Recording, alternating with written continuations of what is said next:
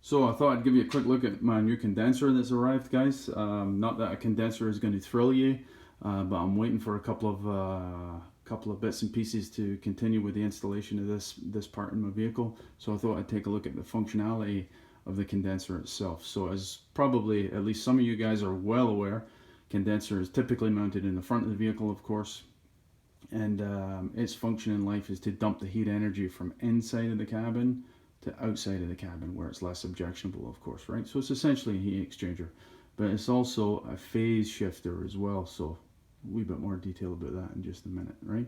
So let's consider where this actually lives in the topology or the architecture of the system, if you will, right? So we can imagine we have the condenser receiving suction vapor from the evaporator. The compressor, of course, compresses as the name implies. And that's one thing I noticed that's really nice about air conditioning systems. For once, the names of the components actually pretty much thoroughly detail what they actually do. That seems to be a rare thing in technical systems, but in air conditioning systems, the nomenclature, the terms they use are very succinct to actually describing what a component actually does. So the vapor comes into the compressor of course compresses it from a low to a high pressure gas vapor, if you will, comes into the top line here. You can see these lines are actually capped, they're O-ringed because they're trying to keep the air out of the system, because in addition to the coil, of course, that you can clearly see on the left side of the assembly is actually an integral receiver dryer. A moderator, I've heard it called in some textbooks, right? So we'll get to that in just a minute. So it's capped in order to keep it airtight, if you will. I'm not sure if it's filled with nitrogen. That might be asking too much from an aftermarket part, but it might be. Again, just to keep the system tight and not soak the desiccant bag that's actually inside the receiver dryer. So back to the system, as the vapor actually comes in, the vapor will come in, and it's a parallel flow structure on this particular type compressor. Most modern ones are, and it's kind of broken into the top 2/3 and the bottom third. The top 2/3 is the condenser proper, right, where the vapor will come into the top line, as I just mentioned. The vapor actually, as it comes across, of course, there's air coming across, dragging the heat energy out of the vapor refrigerant, and as the refrigerant actually cools, it will condense, right? So as it comes in, it initially is de-superheated. It's superheated by in the compression phase of the process. So it's de-superheated, and then it's actually condensed proper. So what you have is, when it arrives to this side of the coil, is actually, hopefully, liquid refrigerant. So that will actually, there's a couple of ports. So it'll come in the side here. This port will actually take the liquid refrigerant in. This is the receiver dryer assembly, and inside this tube lives a desiccant bag. You can see I've actually bought another one here because I was unsure. The literature doesn't really clarify whether this comes with a desiccant bag or not. So for the sake of a couple of bucks, I thought I'd just buy one on the off chance it's not actually in there. So this is obviously in a bag to keep it sealed.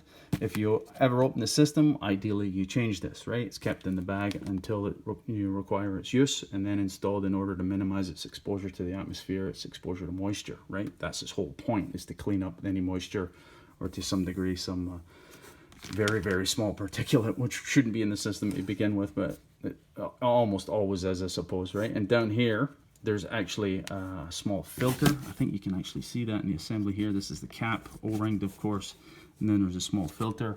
So the liquid refrigerant will come through here, is dried of any moisture, and then through the filter, and then through the port here, and in the bottom section of the condenser coil. So that condenser coil is actually a subcooler section. So this actually drops, it should be already liquid refrigerant when it actually enters the subcooler section, but this actually takes it down, takes the temperature even lower. So what you end up with is a discharge line, a liquid line, which is providing strictly liquid refrigerant to the condenser, to the evaporator, to to the expansion valve that's just in front of the evaporator, of course, right? So the point of the cooling section is to ensure that you have just liquid refrigerant, so it will be below the saturation temperature of the refrigerant by X amount of degrees, right? So it'll come in superheated, goes through, desuperheated, condensed through the dryer, through the subcooler, and leaves through the liquid line, subcooled. If you don't know what those terms mean, we'll leave it at that for now, but it's basically an insurance policy. So as you can imagine, the refrigerant up here is superheated. Why is it superheated? Because it's gone through the compressor, but it's also superheated to some degree as it comes into the compressor as insurance policy that you're not putting any liquid refrigerant through the compressor, which of course will promptly destroy it. And of course the idea of the strictly liquid refrigerant here, subcooled, is an insurance policy that you have maximum efficiency and you're changing state completely from a liquid to a gas in order to maximize the efficiency at the evaporator end of things, right? So as I mentioned, basically a heat exchanger, but also a phase changer, because there's a massive amount of heat that's rejected when the transition of the gaseous refrigerant condenses from a gas to a liquid. Massive amount of latent heat is dumped, right? So there's not as much heat, not as much of a temperature differential between the top and bottom line as you might think. So the line that comes in, the discharge line from the compressor on a hot summer day, just a ballpark figure, guys, from some of the books I've read, is about 60 degrees, and the liquid line is about 48 degrees, again on a hot summer day, right? Of course those temperatures will vary depending on the size of the system, the ambient conditions and whatnot, right? So nowhere near as much of a temperature drop as you would expect. So where's all that heat going? Again, it's in the phase change that the massive amount of heat energy is actually dumped. It's not as much of a differential as you might expect, and that kind of initially confused the hell out of me until I rationalized it's actually the phase change that is causing the massive amount of heat to be rejected. Cast your mind back to some high school physics. I didn't pay much attention in high school. I wish I did, but I didn't. So this company is actually Nissan, guys, not Nissan, but Nissan. Not that I give a damn. I'm not trying to shill any of their product. Why would I? But the reason I went with this one is it does come with the upgraded corrosion protection. As you can see, this is not raw aluminum. It's actually been painted, so it provides a measure of corrosion protection.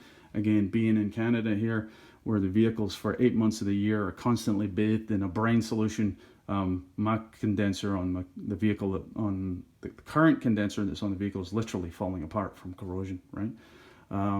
There's one other thing I wanted to show you. What was it?